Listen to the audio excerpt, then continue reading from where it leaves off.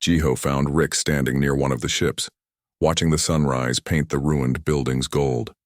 The alien looked stronger now, his injuries mostly healed by the advanced medicine his people brought. "I have an answer," Jiho said. Rick's turned, his large eyes reflecting the dawn light. "I'm listening. We want to stay on Earth, but we need your help to make things better here. Not just for us, but for everyone in the zone." Rick's was quiet for a moment. Then he smiled. "You surprise me again, Jiho. Most people would jump at the chance to leave poverty behind. If we leave, we're just saving ourselves. But we could save everyone. Tell me what you're thinking." Before Jiho could answer, shouting erupted from the edge of the zone. Both of them ran toward the sound. A crowd had gathered, and in the center of it, Jiho saw something that made his blood freeze. Taeyang stood with his arm around Hana's throat. He held a knife to her neck. 10 of his crew surrounded him, all armed. They looked desperate and dangerous. "Rick Thalen," Taeyang shouted. "I'm done playing games. You embarrassed me in front of everyone. You ruined my reputation. So here's the new deal. You come with me now or the girl dies." Rick's security team materialized instantly, weapons trained on Taeyang. But they couldn't shoot without risking Hana. The girl's eyes were wide with fear, but she wasn't crying. She was trying to be brave. "Let her go," Jiho said, stepping forward. His voice shook, but his feet were steady. "Take me instead." "Jiho, no." Yuna screamed. "I don't want you." Taeyang spat. "I want him. The rich alien. He's worth millions. This girl is just leverage." Rick's raised all 4 of his hands in a gesture of surrender. "I'll come." "Release the child, Rick's, don't!" Jiho protested, but the alien was already walking forward, calm and unafraid. He moved past the security team, past Jiho, directly toward Taeyang. The gang leader's eyes gleamed with triumph. "That's right," Taeyang said, nice and slow. "Any tricks and she—" He never finished the sentence. Rick's moved faster than Jiho thought possible. One of his hands struck Taeyang's wrist, forcing the knife away from Hana's throat. Another hand grabbed the gang leader's arm. The third and fourth hands pulled Hana free and pushed her toward safety. At the exact same moment, Rick's security team fired. The weapons made no sound, but Taeyang's crew all dropped instantly unconscious. Some kind of stunning technology that Earth didn't have yet. Taeyang himself was on the ground with Rick's foot on his chest. The elderly alien looked down at him with cold eyes. "You threatened children," Rick said quietly. "In Confederation space, that is one of the worst crimes. You're lucky I'm showing mercy." He nodded to his security team.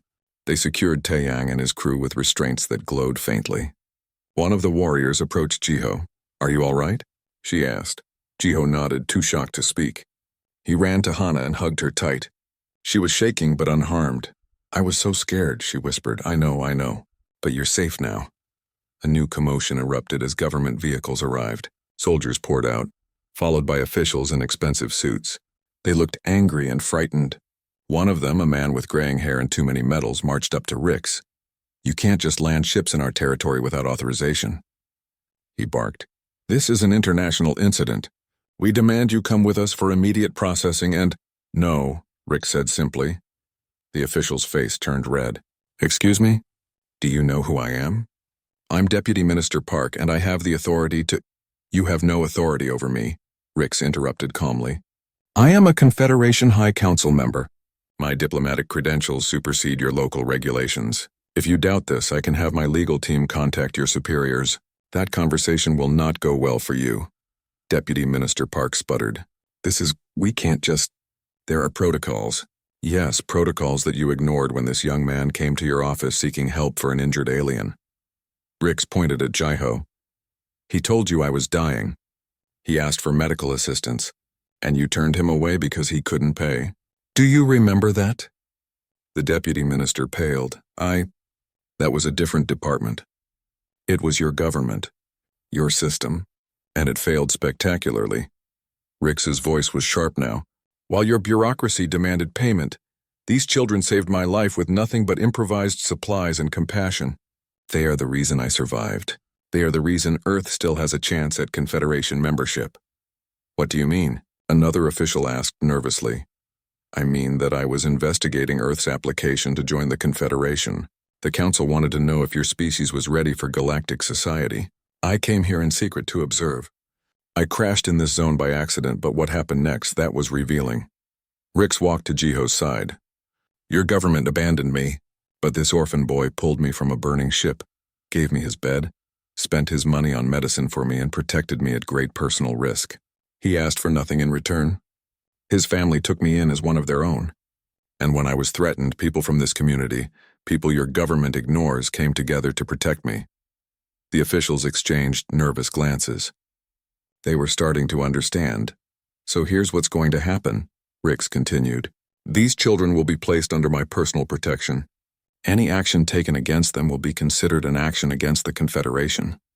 Are we clear? Deputy Minister Park nodded quickly. Of course. Crystal clear. We would never save it, Rix said coldly. I've seen how you treat your most vulnerable citizens. Now leave. We have important matters to discuss. The officials retreated to their vehicles and drove away, clearly terrified of what Rix might report to the Confederation. When they were gone, Rix turned to Jiho with a gentler expression. I'm sorry you had to see that side of me. But sometimes power must be used to protect those who have none. It's okay, Jiho said. Thank you for saving Hana. You saved me first. I'm simply returning the favor. Rix gestured to the ships. Now you were saying something before we were interrupted? About staying on Earth? Jiho took a deep breath. I want to help the reclamation zone, all the zones like it. There are millions of people on Earth living like we do. Forgotten, ignored, struggling just to survive. If you really want to help us, help them too. Rix nodded slowly. What do you propose? Use your wealth. Your influence. Create something here. Not a charity, but a real organization that gives people opportunities. Education, job training, medical care. But let us run it. People from the zones.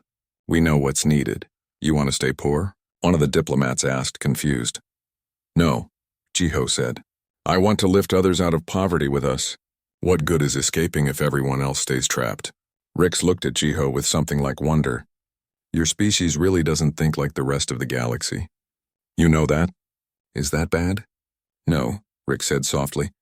It's extraordinary, very well. I'll establish a foundation here on Earth. You'll direct it. You and your family. I'll provide funding, technology, and political support. You provide the vision and the heart. Really? Yuna gasped. Really? Rix confirmed. Consider it payment for the debt I owe. Though honestly, I think I'm still getting the better deal. Hana grabbed Jiho's hand, squeezing tight. Day was grinning so wide it looked like his face might split.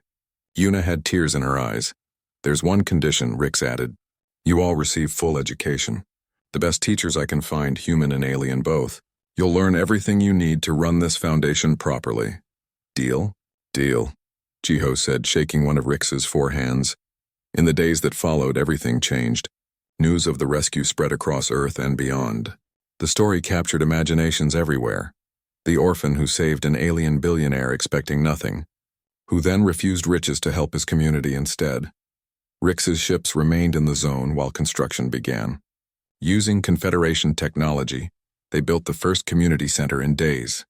Clean water systems followed, medical clinics, schools, all of it designed with input from the people who lived there, not imposed from above.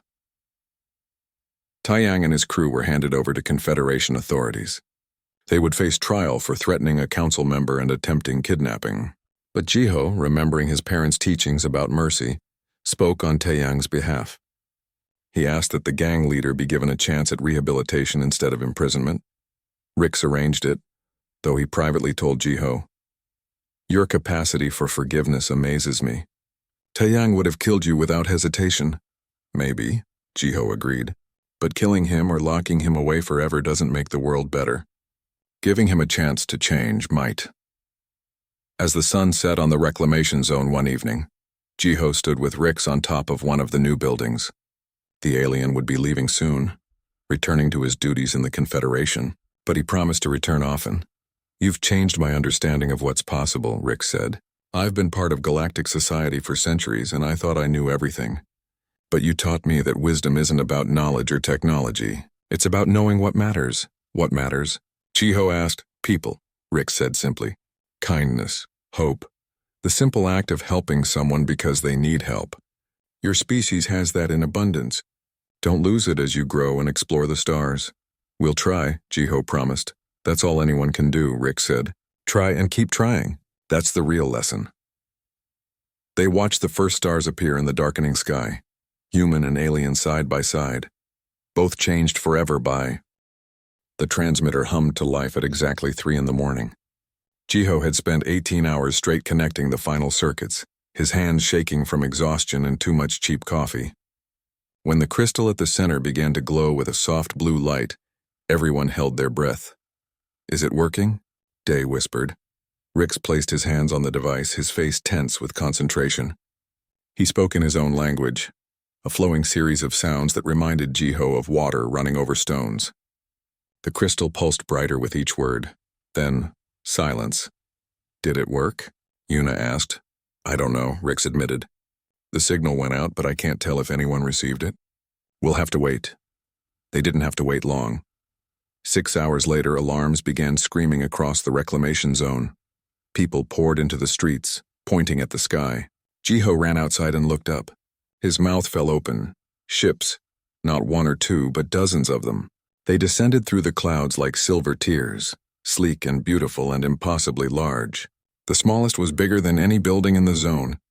The largest looked like it could swallow an entire city block. Oh no, Jiho breathed. Rix, what did you do? The alien stood beside him, staring at the ships with an unreadable expression. I called for help. It seems they took me seriously. Who are they? My people. My company, my fleet. Your fleet? Jiho's voice rose. What do you mean, your fleet? Rix looked at him finally. There's something I haven't told you. Several things, actually. Jiho, I'm not just a trader. I'm Rix Thalen. I own one of the largest merchant companies in the Confederation. Those ships, he pointed at the vessels landing around the zone, they all belong to me. Jiho felt like the ground had disappeared beneath his feet. You're rich? Extremely, Rix said quietly. I'm sorry I didn't tell you. I was traveling in secret when I crashed. There are people who would have paid greatly to capture or kill me. I didn't know if I could trust you. But you trust me now. With my life, Rix said simply. You've proven yourself 100 times over. I should have told you sooner. The closest ship landed in an open area where a factory used to stand. A ramp extended and figures emerged. They were the same species as Rix, but younger, moving with the precision of trained soldiers. They wore armor that shimmered like oil on water.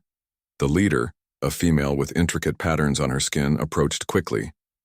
When she saw Rix, she fell to one knee. The others did the same. First merchant, she said in perfect standard. We feared the worst. Are you injured? I'm alive thanks to these humans, Rix said. He gestured to Jiho and his family, especially this one. Jiho saved my life when he had every reason not to. The female looked at Jiho with what might have been respect. Then we owe him a debt beyond measure. More aliens emerged from the ships. Some were medics who immediately began examining Rix despite his protests. Others were technicians who started scanning the area with strange devices. A few wore expensive clothing and carried themselves like diplomats or administrators. The reclamation zone had never seen anything like it. People gathered at a safe distance, watching with a mixture of fear and wonder. This kind of technology, this kind of wealth didn't come to places like this. Taeyang appeared with his entire crew. He saw the ships and his face went pale, but he was too proud or too stupid to back down. He strode toward Rix and the aliens with false confidence. I'm Taeyang, he announced. I control this territory. These people, he jabbed a finger at Jiho, are harboring stolen property. That alien should have been turned over to me. The female warrior stepped forward, her hand moving to a weapon at her belt. But Rix raised one of his hands, stopping her. You claim I'm property? Rix asked calmly. Salvage rights. Everything in this zone is mine by law. Interesting. Rix's tone was ice cold now, nothing like the gentle alien who had lived in Jiho's container. This was a different person. Someone used to command. I am Rix Thalen, first merchant of the Thalen Corporation, member of the Confederation High Council and trade representative for 17 systems. By what law exactly do you claim ownership of me? Taeyang's confidence cracked. The local laws. Your local laws have no authority over Confederation citizens, especially not citizens of my rank. Rix stepped closer to Taeyang, and despite being smaller and injured, he was suddenly intimidating. You threatened these humans. You would have sold me to smugglers. Do you understand what you almost did? You almost started an interstellar incident that would have ended your entire planet's chance at Confederation membership. Taeyang backed up, his crew backing up with him. I didn't know. Ignorance is not an excuse. Now leave. If I see you threatening Jiho or his family again, I will ensure the Confederation justice system becomes very interested in your activities. Taeyang and his crew ran. They literally ran, disappearing into the maze of ruins like rats fleeing light. Jiho felt numb. Everything was happening too fast. Rix was important. Not just rich, but powerful in ways Jiho couldn't fully understand. And he had been living in their container, sleeping on their mattress, eating their food. You must be overwhelmed, Rix said gently, reading Jiho's expression. I'm sorry for the deception. Why didn't you tell me? Because I wanted to understand you, humans. Your species fascinates the Confederation. You're young, barely into space travel, but already you're making waves. Some fear you, others mock you. I came to Earth to see for myself what humans were really like, to meet you without the filter of diplomatic protocols. And what did you learn? Rick smiled, that gentle expression that Jiho had come to know. That the Confederation has become cynical and transactional. We've forgotten what it means to help someone simply because they need help. We've built a society where everything has a price, where trust is a commodity, where compassion is a weakness. And then I met you. He turned to face the others who had gathered. Yuna, Hana, Day. They looked as confused as Jiho felt. You children with nothing gave me everything. You asked for nothing in return. You protected me at great risk. And when I asked why, you looked at me like the question made no sense. Because to you it doesn't. Helping is just what you do. That's not normal, Jiho, that's exceptional. One of the diplomats approached, clearing his throat. First Merchant, the Earth authorities are requesting immediate contact. They're quite upset about our unauthorized landing. Let them wait, Rick said. We have more important matters to discuss. He looked at Jiho. I owe you a debt I can never fully repay, but I can offer you choices. Come with me. All of you. I can give you education at the finest universities in the Confederation. Careers, opportunities beyond anything Earth can offer. You'll never have to salvage or go hungry again. It was everything Jiho had never dared to dream of. A way out of the reclamation zone, a real future, safety, comfort, education. But there was something in Rix's eyes. A test, maybe, or a question. Can we talk about it? Jiho asked. As a family? Of course, Rick said. Take all the time you need. They gathered in what was left of their container. The walls were still dented from Taeyang's search, but it was home. Jiho looked at the others. This is real, he said. We could leave, all of us. Start over somewhere better. It sounds amazing, Yuna said, but her voice was uncertain. What about everyone else? Hana asked quietly. Soon? And the people at the recycling plant and all the others who live here? We just abandon them? Little Day looked torn. But we'd be safe. We could go to school?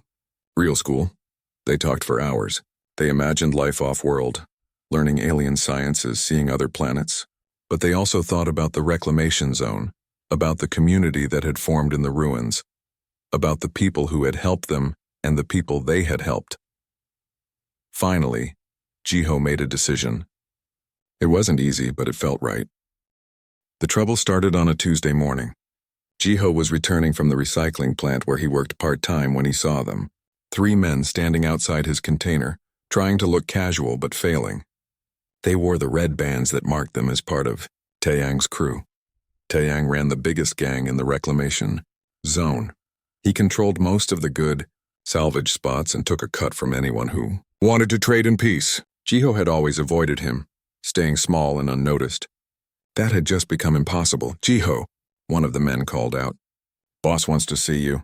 Jiho's stomach dropped, but he kept his face calm. I'm busy. Wasn't a request. They walked him to Taeyang's headquarters, an old warehouse that still had most of its roof. Inside, Taeyang sat on a throne made from car seats and scrap metal. He was 30 years old but looked older, with scars on his face and cold eyes that never seemed to blink. Jiho, Taeyang said, smiling without warmth. I hear you've been keeping secrets. I don't know what you mean. Really? Word is you pulled an alien from that crashed ship 3 weeks ago, the one everyone else salvaged while you ran off with the pilot. There was no point lying. He was injured. I helped him. How noble. Taeyang leaned forward. Here's the thing, Jiho. That alien belongs to me now. Everything that crashes in my territory belongs to me. You know the rules. He's not a thing. He's a person. He's valuable, Taiyang corrected. Certain people off-world pay good money for aliens. Ransom from their families or just selling them to collectors who want exotic servants. Either way, I want him. No, Jiho said. The warehouse went quiet. Nobody told Taiyang no. Not if they were smart. Taiyang stood up slowly. You have until tomorrow night to hand him over. If you don't, I'll come and take him. And your little family won't be safe anymore. You understand? Jiho understood perfectly. He left the warehouse with his heart racing. When he got home, he told everyone what happened. Rix looked stricken with guilt. I should go, the alien said immediately. I won't let you suffer because of me. No, Jiho said firmly. But your family. You are family, Hana interrupted. That's what you don't get, Rix. You're one of us now. She's right, Yuna added. We don't abandon family. Even little Day nodded. We stick together. Rix's eyes shimmered with something that might have been tears. You would risk everything for me, why? Because that's what family does, Jiho said. He was scared, but his voice was steady. We need to move you somewhere safer. The tunnels. Beneath the reclamation zone ran a network of old maintenance tunnels left over from when this was an industrial district. They were dark and cramped, but they had many entrances and exits.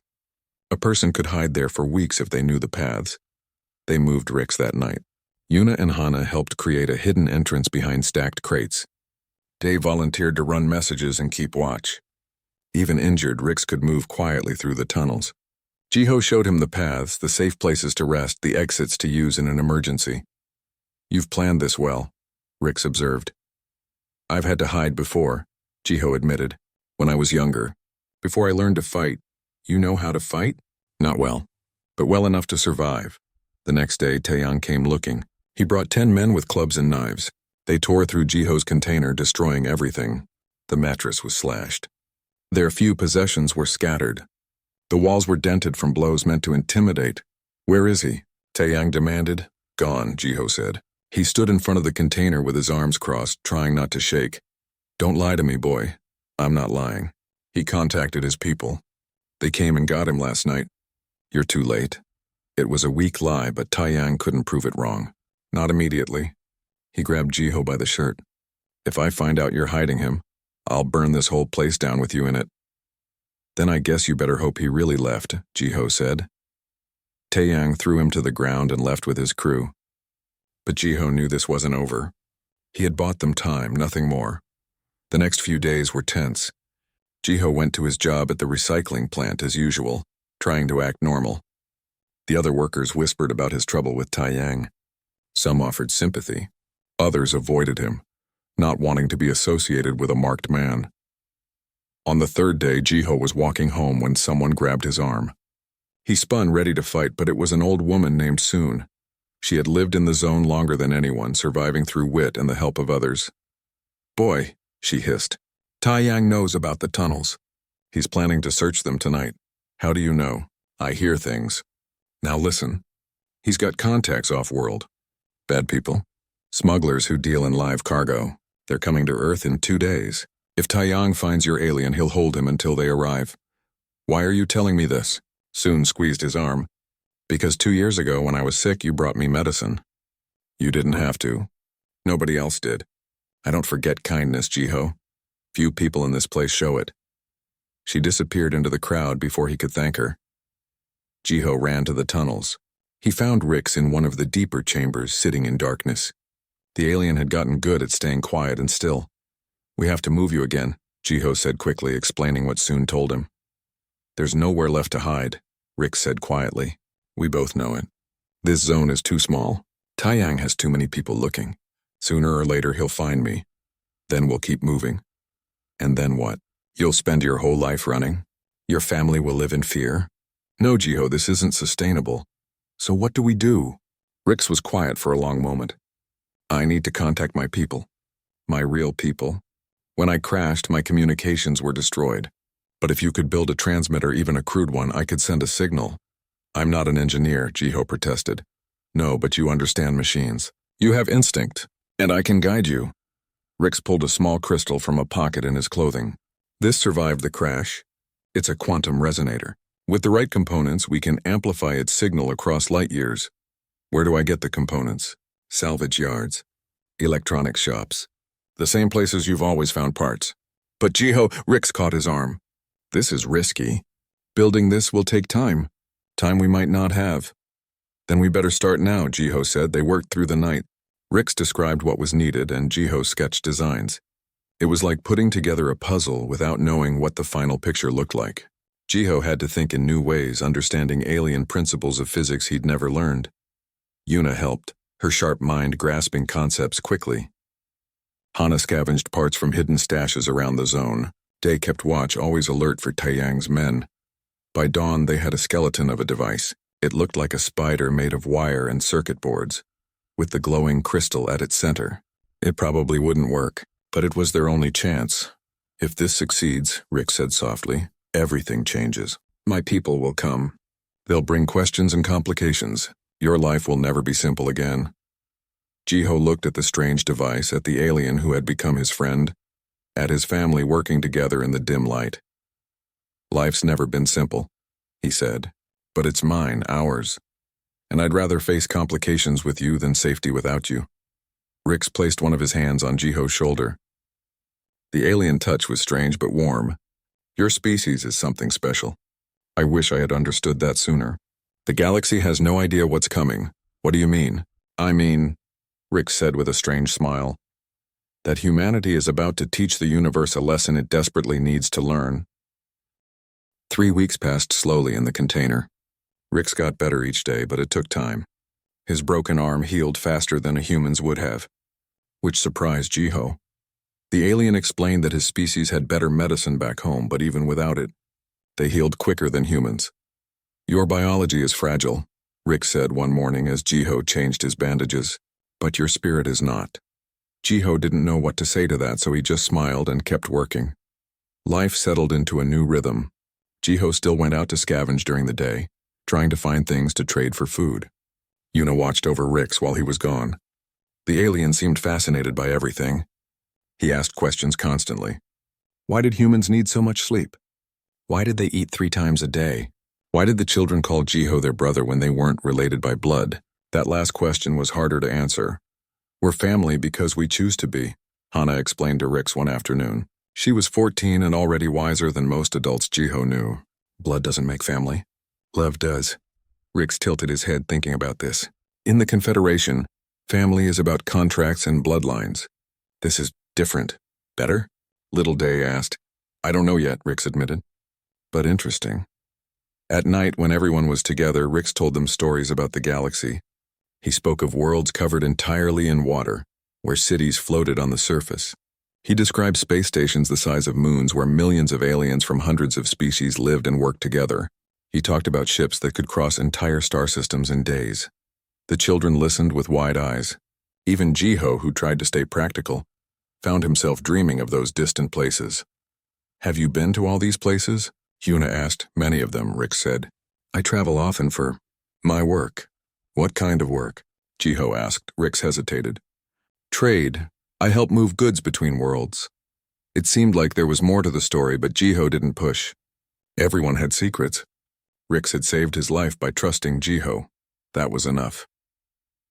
On the 15th day, Jiho tried to get help from the authorities.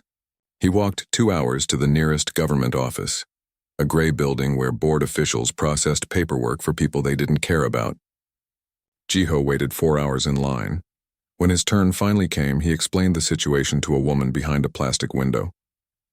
There's an injured alien in the reclamation zone. He needs proper medical care. The woman didn't even look up from her computer screen. Alien medical services require payment in advance. Do you have proof of insurance? No, but then we can't help you. Next, he could die. Not my problem, next. Jiho wanted to punch the plastic window. Instead, he walked back home. He told Rix what happened. The alien wasn't surprised. Bureaucracy is the same everywhere, he said quietly. Forms and rules matter more than lives. It's not right, Jiho said angrily. No, Rix agreed. But it's common. Your government sees me as a liability, not a person. They would rather I disappear than cause them paperwork. But you're alive. You're real. How can they not care? Rix looked at Jiho with something like sadness in his large eyes. You really don't understand, do you? This compassion you have, this immediate response to suffering, it's not normal. Not in the galaxy. What do you mean? Most species operate on exchange. You help me, I pay you. We make a contract. We trade value for value, but you pulled me from that ship and asked for nothing. You gave me your bed. You spent your medicine on me. You tried to get me help even though you knew it would cost you time and energy, and you never once asked what I could give you in return. Jiho shrugged. You needed help. Yes, but why does that matter to you? I'm not human. I'm not your family. I'm not part of your tribe or your nation. I'm a stranger from a species you'd never met before. Logic says you should have left me, taken the ship, fed your family. That would have been the smart choice. Maybe, Jiho said, but it would have been wrong. Rix leaned back against the wall, studying Jiho like he was the alien. Your species is strange. Wonderfully, terrifyingly strange. The next week brought new problems. Rix was well enough to sit up and walk a little. He wanted to help around the container, but there wasn't much he could do with his arm still healing. So he taught instead. He showed Day how to read star charts. He explained physics to Yuna in ways that made her eyes light up. He told Hana about alien music and poetry. And he talked to Jiho about mechanics, about how alien technology worked. Jiho absorbed every word. You have a gift, Rix told him one evening. Your hands understand machines. Many humans have education in engineering, but few have your intuition. I've just had a lot of practice, Jiho said. When something breaks here, you can't buy a new one. You have to fix it or do without. Necessity teaches better than any school, Rix agreed. But teaching wasn't enough for the alien. Jiho could see that Rix felt guilty. He ate their food, used their medicine, took up space in their small home. He was a burden and he knew it. You saved my life, Rix said one night when the children were asleep. I owe you a debt I can never repay. You don't owe me anything, Jiho said. That's the problem, Rix replied. In my culture, in most cultures I know, debts must be balanced. But how do you balance a life? How do you put a price on what you've done? You don't, Jiho said simply. That's not how it works, and then how does it work? Jiho thought about his parents, about the lessons they taught him before they died. My father used to say that kindness isn't a loan. It's a gift. You don't give it expecting something back. You give it because the world needs more of it. And if everyone took and no one gave, then people like us give more, Jiho said. Someone has to start. Someone has to show that a different way is possible. Rix was quiet for a long time. Outside, the wind howled through the ruins of the reclamation zone. Inside, 4 humans and 1 alien shared warmth and space and hope. Your species is going to change the galaxy, Rix finally said. I didn't believe it before. Earth is young, your technology primitive compared to the Confederation. But this, he gestured around the container at the sleeping children at Jiho, this is revolutionary. This idea that compassion needs no reason, that helping others is its own reward. If your species holds on to this as you grow and explore and meet other worlds, yes, you will change everything. Jiho didn't feel revolutionary. He felt tired and worried about where their next meal would come from. But Rix's words stayed with him. In the darkness, Jiho made a promise to himself. He would protect this alien until Rix could go home, not because he expected a reward, not because it would benefit him, but because it was right. That was enough. The night sky over the Sol Reclamation Zone glowed orange from the fires that burned in old metal drums. Jiho walked through the ruins of what used to be a factory district, his flashlight cutting through the darkness. At 19 years old, he had spent most of his life in these abandoned streets. This was home, even if it didn't look like much. He kicked at a piece of twisted metal and kept walking. The cold wind bit at his face, but he was used to it. 3 younger kids waited for him back at the container where they lived. Hana, Yuna, and little Day. They weren't his real family, but they were all he had. He was all they had, too. Jiho heard it before he saw it, a high-pitched whining sound like metal screaming. He looked up and saw something falling from the sky, trailing smoke and fire. It wasn't an airplane. The shape was all wrong. As it got closer, Jiho realized what it was. An alien ship. The vessel crashed 3 blocks away with a sound like thunder. The ground shook under Jiho's feet. He started running toward the crash site, his heart pounding. By the time he got there, other scavengers from the zone were already gathering. Everyone knew what an alien ship meant. Technology, valuable parts, Money. The ship had torn a deep gouge in the cracked pavement. It was smaller than Jiho expected, maybe the size of a car. The hull was smooth and dark, still glowing red from the heat of entry. Smoke poured from a crack in the side. Jiho pushed through the crowd of scavengers who were already arguing about who saw it first, who had the right to salvage it. That's when he heard the sound. A low moan, barely human. No, not human at all. Jiho ran to the crack in the hull and looked inside. An alien lay crumpled against the far wall of the cabin. He was old, Jiho could tell that much. His skin was a pale blue-gray color, and he had 4 arms instead of 2. One of those arms bent at an angle that made Jiho's stomach turn. The alien's large eyes opened and found Jiho's face. They were filled with pain. "Help," the alien whispered in broken standard language. "Please." Behind Jiho, the scavengers were getting bolder. Someone had found a crowbar and was prying at a panel. Another person climbed onto the hull with a plasma cutter. They would tear this ship apart in minutes. They would take everything. Jiho looked at the alien, then at the ship, then back at the alien. This vessel was worth a fortune. The technology inside could feed him and the kids for a year, maybe more. They needed it. They were hungry most days. Winter was coming and they didn't have enough blankets. The alien coughed, and something dark leaked from the corner of his mouth. Jiho made his choice. He climbed into the ship through the crack, ignoring the hot metal that burned his hands. The alien was heavier than he looked. Jiho grabbed him carefully, trying not to hurt the broken arm, and started pulling him toward the opening. "Hey, what are you doing?" Someone shouted from outside. "There's a survivor." Jiho yelled back.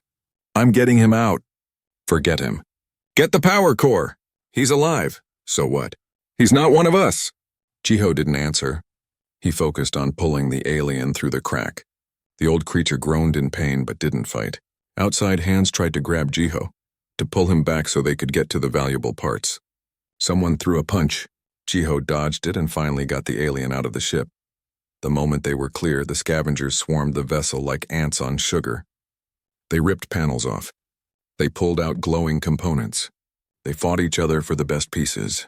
In 5 minutes, there would be nothing left but an empty shell. Jiho carried the alien away from the chaos. The creature wasn't big, but he was awkward to carry with 4 arms. Jiho managed. He walked quickly through the dark streets, taking paths he knew the others wouldn't follow. The alien's head rested against Jiho's shoulder, and he could feel the strange double heartbeat in the creature's chest. Still alive. Barely. The container where Jiho lived sat at the end of a dead-end alley, hidden behind old shipping crates. He had welded extra metal plates to the sides for insulation, and cut windows that he covered with plastic sheets. It wasn't much, but it kept the rain out. He kicked the door 3 times, their signal. Yuna opened it immediately, her eyes wide. "Jiho, what?" She stopped when she saw the alien. "Oh no." "Help me get him inside," Jiho said. They laid the alien on the mattress they all shared. Hana and Little Day crowded around staring. None of them had ever seen an alien up close before. Earth had joined the galactic community 5 years ago, but aliens rarely came to the reclamation zone. Why would they? There was nothing here but poverty and rust. "Is he going to die?" Dai asked, his voice small. "Not if I can help it," Jiho said. He opened their medical kit. It wasn't much. Some bandages, antiseptic, pain pills they had traded for. Nothing designed for aliens. The alien's eyes opened again. "You saved me," he whispered. "Why?" "You needed help," Jiho said simply. He started cleaning the wounds he could see. "The ship, valuable." "You're more valuable," Jiho said. "You're alive." The alien stared at him with those huge eyes like he couldn't understand what Jiho was saying. Maybe in the alien's world things were different. Maybe life wasn't worth more than metal and circuits. "What's your name?" Yuna asked softly. "Rix," the alien managed. "My name, Rix. I'm Jiho. This is Yuna, Hana, and Day. You're safe here, Rix. We'll take care of you." Rix's eyes closed again. His breathing was ragged but steady. Jiho worked through the night, doing what he could. The broken arm needed to be set. He had done it before with Day when the boy fell off a roof, but this was different. The alien's bones felt different. Lighter, maybe. Jiho did his best. Hana boiled water. Yuna tore clean cloth into strips. Day stood watch at the door in case someone had followed them. They all worked together like they always did. By the time the sun started to rise, Rix was sleeping instead of unconscious. That seemed like a good sign. Jiho sat on the floor next to the mattress, exhausted. His hands hurt from the burns. His back ached from carrying Rix, but the alien was alive. Yuna brought him a cup of weak tea. You gave up a fortune for him, she said quietly. Jiho shrugged. What good is a fortune if you have to step over a dying person to get it?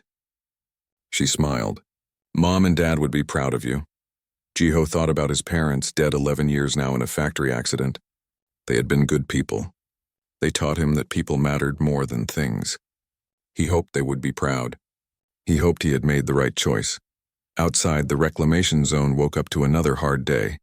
But inside the container, an old alien slept, saved by a human boy who had nothing but still gave everything.